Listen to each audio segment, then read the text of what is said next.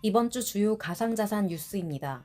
미국 증권거래위원회 SEC가 리플에 대한 소송을 취하했다는 소식입니다.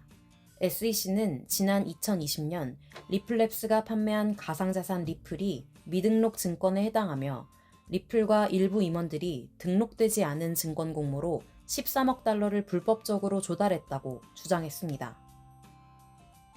이에 대해 리플은 가상자산은 증권이 아니라고 맞서면서 SEC와 법적 공방을 이어왔습니다.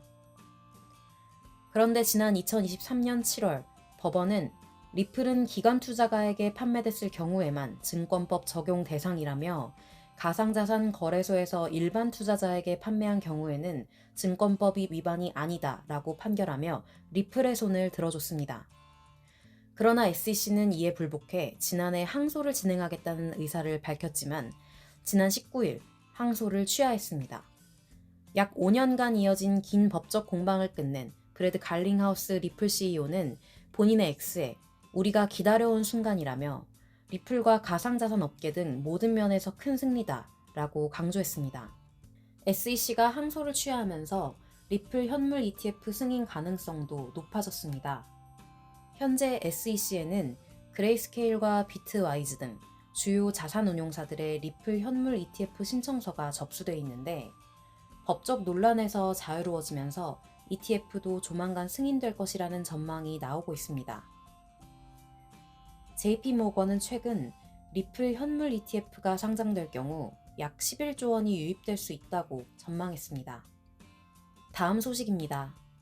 한국은행이 비트코인의 외환 보유액 편입에 관해 검토하지 않았다는 입장을 밝혔습니다. 한국은행은 지난 16일 국회 기획재정위원회 소속 차규근 조국혁신당 의원의 서면 질의에 비트코인의 외환 보유액 편입에 신중히 접근할 필요가 있다며 현재까지 비트코인의 외환 보유액 편입에 관해 논의하거나 검토한 적이 없다고 밝혔습니다. 한국은행이 가상자산에 대한 입장을 공식적으로 밝힌 것은 이번이 처음입니다.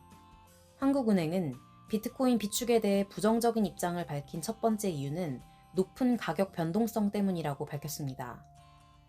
시장 일각에서는 비트코인이 미래에 10억 원을 넘길 수도 있다는 전망까지 나오지만 반대편에서는 어느 순간 가치가 0원이 돼도 이상하지 않다는 부정적인 관측이 나오기 때문입니다.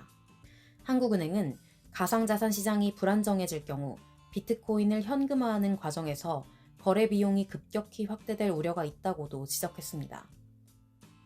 무엇보다 국제통화기금 IMF의 외환 보유액 산정 기준에도 부합되지 않는다고 판단한다고 덧붙였습니다.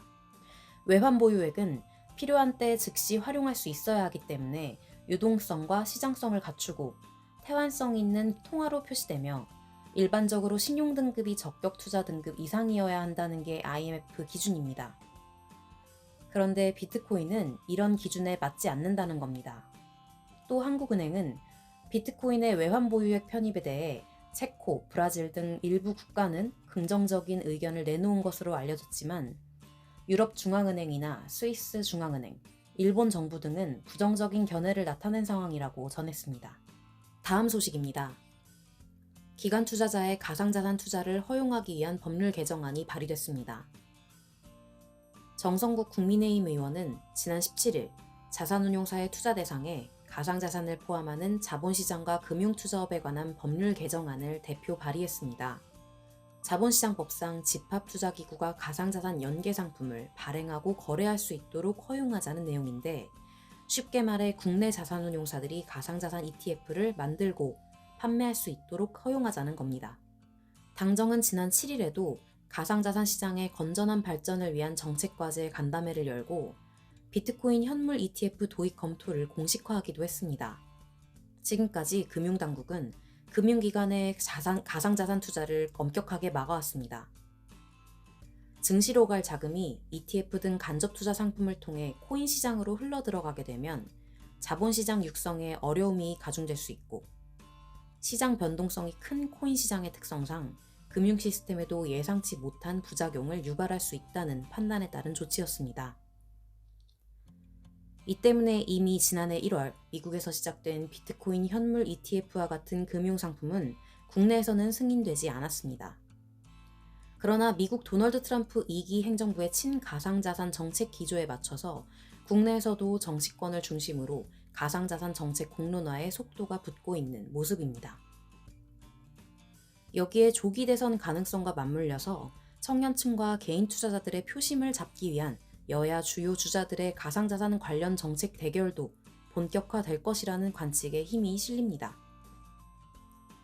다만 법안이 통과되더라도 실제 상품을 출시하기까지는 최대 1년 이상의 시간이 필요할 것이라는 전망도 나옵니다.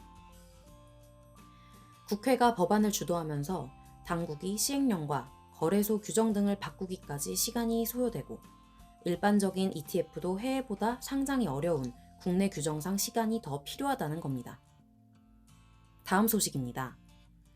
리플과 솔라나에 이어서 수익 코인의 현물 ETF 신청서가 SEC에 접수됐습니다. 지난 18일 수위는 미국 자산운용사 카나리 캐피탈이 SEC에 수의 현물 ETF 등록을 위한 증권신고서를 제출했다고 밝혔습니다.